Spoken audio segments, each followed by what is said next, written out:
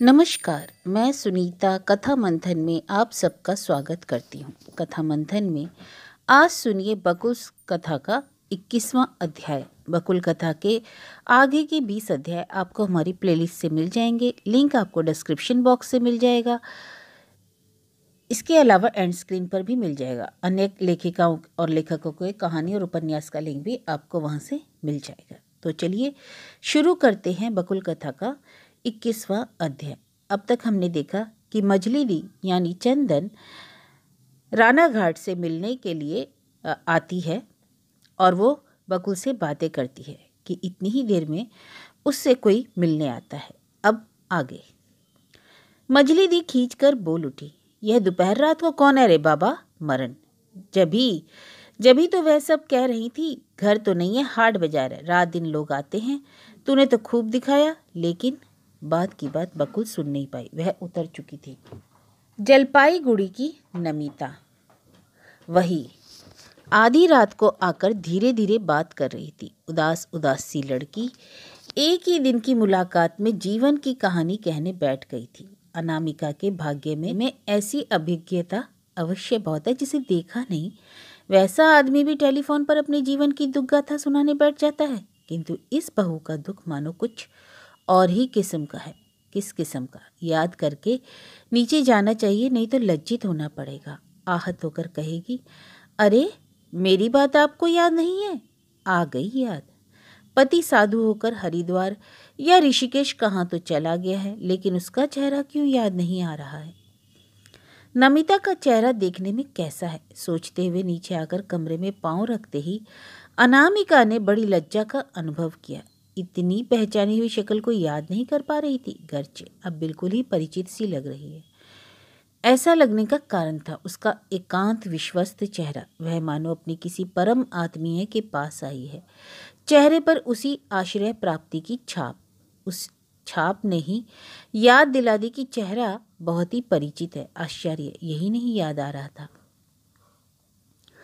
अनामिका के साथ ऐसा आजकल प्रायः ही होता है। नाम याद आता है तो चेहरा नहीं, और चेहरा याद आता है तो नाम किसी भी तरह से नहीं। स्मृति के दरवाजे पर सिर पीटने से भी नहीं। उम्र हो जाने का शायद यही पहला लक्षण है। अनामिका को देखते ही नमिता झट खड़ी हो गई। अनामिका हाँ हाँ करती रही, फिर भी आगे बढ़कर पैरों की धूल लेकर ही रही, और अनामिका के कुछ कहने के पहले ही झट बोल उठी, इतनी रात गए आकर आपको बहुत परेशान किया ना? ऐसे में जो कहना चाहिए अनामिका ने वही कहा। उन्होंने बड़े ही अच्छे ढंग से बताया, परेशानी का तो कोई प्रश्न ही नहीं। फिर कहा, क्या खबर है? नमिता ने अपने स्वभाव सिद्ध धीमे गले से कहा, खबर कोई नहीं, आपको देखने की प्रबल इच्छा हो रही थी। सिर्फ मुझे एक बार देखने की इच्छा? अनामिका हंसी। गजब है, उसके लिए इतना कष्ट करके कलकत्ते कब आई? किसके साथ आई यहाँ? उसने एक एक करके कहा, मेरा एक भतीजा पहुँच गया, इसी टोले में उसकी मौसी का घर है, वहाँ से आकर मुझे ले जाएगा। फिर दिन 10 हुए कलकत्ता आई हूँ, आपको देखने आने में कष्ट की बात कह रही है। कष्ट क्या है, भाग्य कहिए, बल्कि आप जैसों को देखने के लिए तो प्राणों में साहस आता है। मतलब कि नमिता नाम की स्त्री प्राणों में साहस पाने के लिए ही इस रात में कोशिश करके संगी जुटाकर यहाँ आई है। मतलब कि किसी कारण से नमिता को अभी साहस की आवश्यकता है, लेकिन पूछकर विपन्न होने का साहस अनामिका को नहीं हुआ। उन्होंने यूं ही पूछा, जलपाईगुड़ी की क्या खबर है?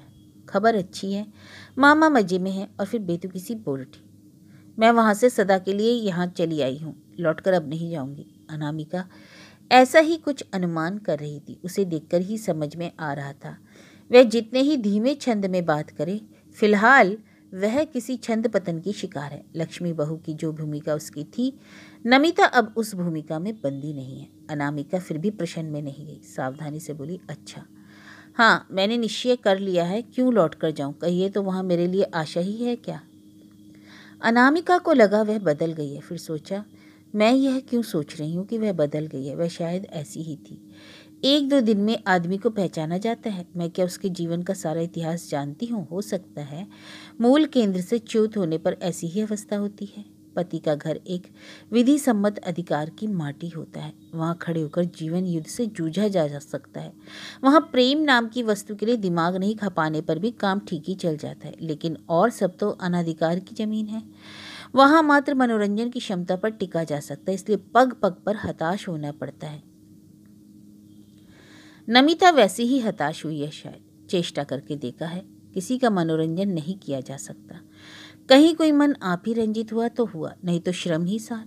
परंतु ये बातें पूछी नहीं जा सकती, इसलिए अनामिका बोली, कलकत्ते में तुम्हारे बाप का घर है ना? अंदाज से ही ढीला फेंका। वहाँ उस दिन रात में नमिता ने अपना परिचय लिपि पेश की थी, पर सब याद रखना संभव नहीं। परंतु यह संभव नहीं, यह दूसरे को समझाना कठिन है। वह सोचेगी आश्चर्य, उतनी बात याद नहीं रही। फिर भी नमिता इस प्रश्न से आहत हुई। उसी आहत सुर में बोली, बाप के घर में अब मेरा है कौन? आप तो सब जानती है, आपसे तो सब कहा है। मुसीबत है? अरे अनामिका मन ही मन बोली, कहा तो सब है, पर मुझे खाक याद है, मुंह से तो लेकिन कहा नहीं जा सकता। बोली, हाँ सो तो जानती हूँ, मगर मतलब कह रही थी कि अब तो कलकत्ते में ही रहना होगा। स्वर तापहीन निर्लिप्त था, परंतु नमिता उस निर्लिप्त भंगी को पकड़ नहीं सकी। उसे लगा यह निर्देश है, इसलिए वह जरा उत्तेजित गले से बोली, रहना ही पड़ेगा, इसके कोई माने नहीं। अब मैं स्वाधीन हूँ, अब मैं जो चाहे कर सकती हूँ। आश्चर्य, ऐसी स्वाधीनता एकाएक किस सूत्र से पा बैठी नमिता? सो वह सूत्र नमिता ने स्वयं ही पकड़ा दिया उसके उत्तेजित चित्त के परस्पर विरोधी संलाप ने। एक दिन सहसा आंखें खुल गई, समझी। एकाएक अपने आप से ही पूछा, तू यहाँ इस तरह से दासी की तरह पड़ी क्यों है? जवाब मिला, सिर्फ 2 मुट्ठी अन्न के लिए। अपने पर घृणा हो गई। अनामिका ने शांत गले से कहा, केवल अन्न के लिए क्यों कह रही हो नमिता? इससे बड़ी बात है आश्रय, सुरक्षा, सामाजिक परिचय, इन सब के लिए मनुष्य निरुपाय है। नमिता लेकिन इस युक्ति से विचलित नहीं हुई, क्योंकि नमिता की आंखें सहसा खुल गई थी। दृष्टिहीन की दृष्टि का हठात खुल जाना बड़ा भयानक है। उस तुरंत की खुली दृष्टि से जब वह अपने अतीत को देखने लगता है और उस देखने में अपने अंधेपन की शोचनीय दुर्बलता का आविष्कार करता है, तो लज्जा और धिक्कार से अधीर उठता है।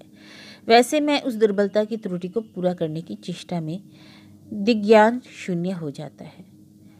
मुझे सबने ठग कर खाया है, समझी, मुझे सबने भुना कर खाया है। मैं रक्त मांस की मनुष्य ही हूँ।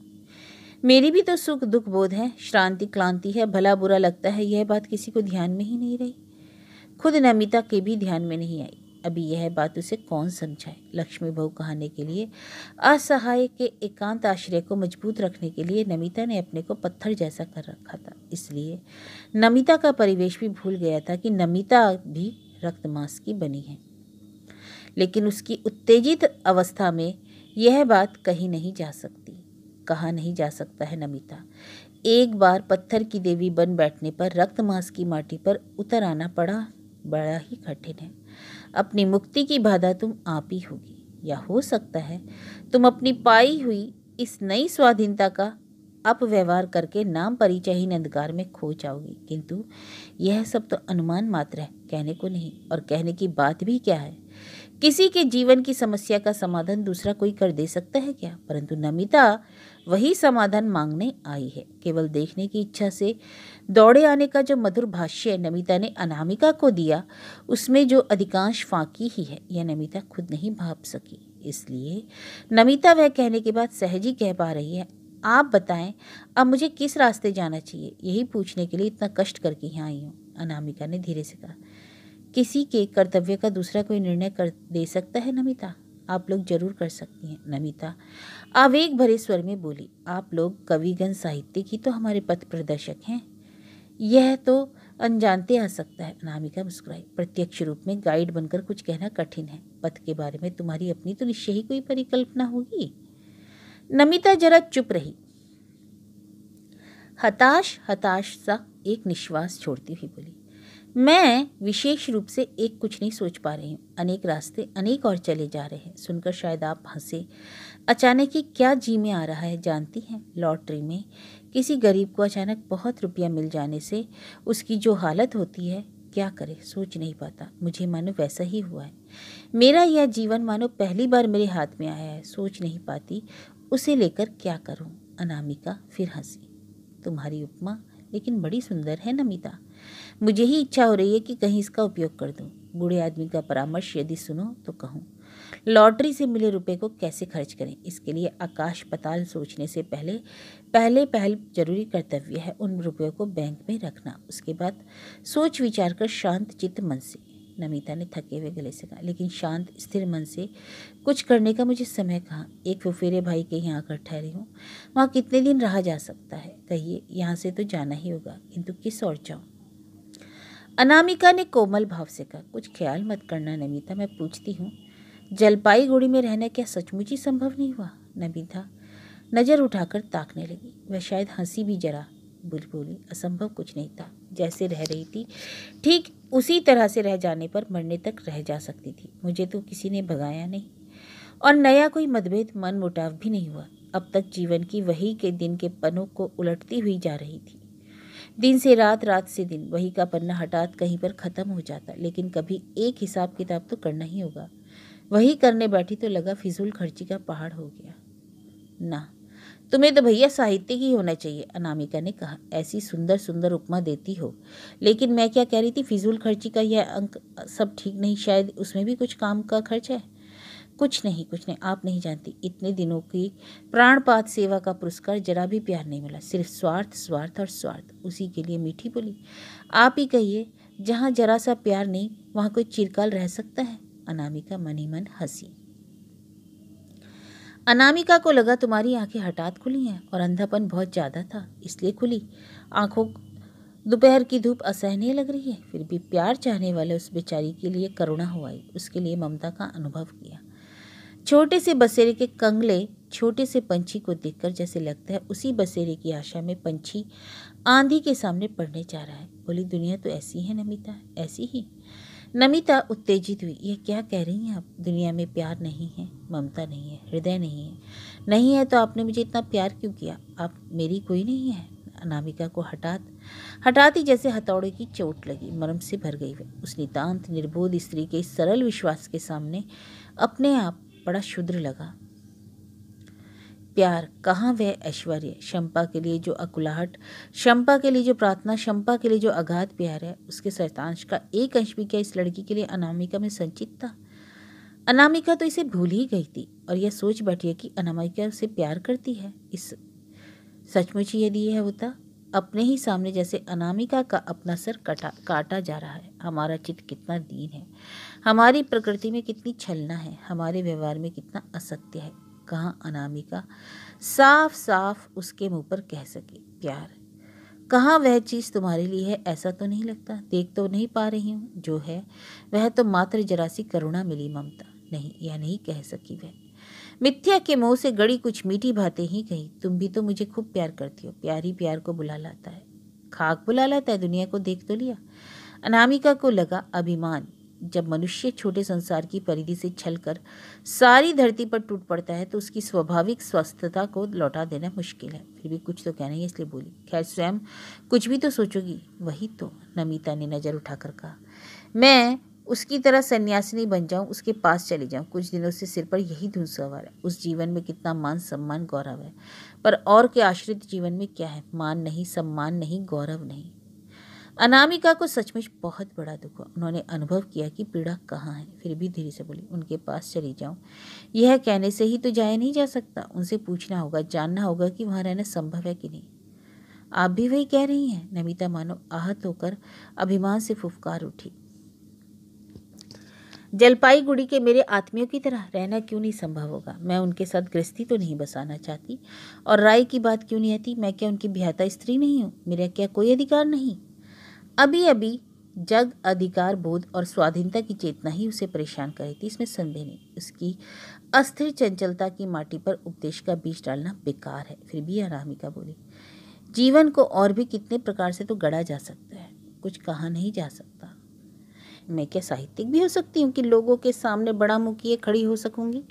मैं क्या बड़ी गायिका हो सकूँगी? मेरे क्या बहुत रुपए हैं कि दान ध्यान करने नाम कमाऊंगी? अपने लिए बड़े होने का तो बस यही एक रास्ता पा रही हूँ। ईश्वर का नाम लेते लेते अध्यात्म जगत में काफ़ी ऊंचे उठ सकती हूँ। अनामिका ने उसके आवेग भरे मुंह की ओर ताका। एक निशब्द निश्वास छोड़ा, हताशा का। बड़ा होने की क्षमता नहीं रहते हुए भी जो होना चाहता है उसको बचाना कठिन है। और इधर रात बढ़ती जा रही है। वह नौकर छोरा 2 बार दरवाजे के पास चक्कर काट गया, क्योंकि यह बैठक ही तो उसके रात का शयन मंदिर है। कितनी कम क्षमता है हम में। सोचा किसके लिए कितना सा कर सकते हैं हम। हो सकता है बीमारी में लोगों की सेवा कर सकते हैं, अभाव में मदद कर सकते हैं, दुनिया में चलने की राह का कंकड़ पत्थर हटा दे सकते हैं, पाँव का कांटा निकाल दे सकते हैं। पर यदि किसी के जीवन में विशृंखलता आ जाए, यदि किसी का मन उसकी शुभ बुद्धि की पकड़ से बाहर हो जाए, कुछ भी करने का नहीं। उस सूखे उपदेश देकर मन को आंख दिखा सकते हैं। सोच सकते हैं इतना तो कहा, ना सुने तो क्या करूं।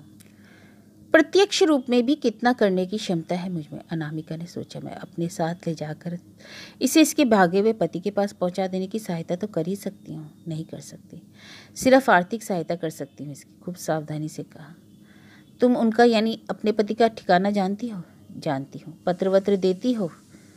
नमिता की आंखों में अचानक आंसू बह निकले। बोली, शुरू में बहुत लिखा, जवाब नहीं देता है। एक बार मामा को एक पोस्ट कार्ड में लिखा, वहाँ से जो चिट्ठी आती है यह मैं पसंद नहीं करता, बस वहीं तक।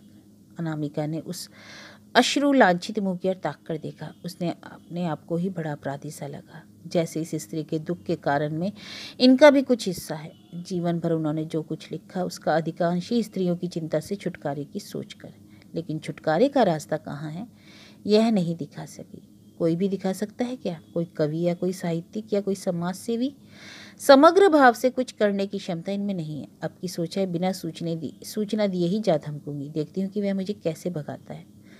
अनामिका देवी चिंतित हुई। बोली, यह ठीक होगा क्या? कह रही हो आश्रम है, वहाँ जरूरी दूसरे साधु सन्यासी होंगे? नमिता छिटक सी उठकर बोली, आपसे मैं नया कुछ सुनने आई थी, मगर आप मेरे अन्य आदमियों जैसी ही बातें कर रही हैं। अनामिका लज्जित हुई, मगर एकाएक पागल हो गई इस स्त्री से कौन सी नई बात कहे वह? दुनिया को वह उसकी तरह कम दिनों से तो नहीं देख रही है। धीरे से अपराधी की भांति बोली, मैं भी तुम्हारी आत्मा ही हूँ नमिता, इसलिए नई बात कहकर मैं तुम्हें विभ्रांत तो नहीं कर सकती, लेकिन तुम यदि सचमुच ही जाओ तो साथ में किसी लड़के वड़के को लेना होगा, खर्च तो काफ़ी होगा। यदि नाराज ना हो तो कहूँ? नमिता ने टोक दिया। उस नम्र गले से बोली, आपका स्नेह याद रहेगा, परंतु बहुत ज़्यादा ज़रूरत होने पर भी मैं आपसे रुपये की सहायता नहीं लूँगी। मेरे बदन पर अभी भी थोड़ा सा सोना मोना है। किंतु नमिता, अनामिका रुक गई। अभी ही क्या उसे हताशा की बात सुनाना ठीक है? गर्चे वह समझ रही है कि नमिता को लौट ही आना पड़ेगा।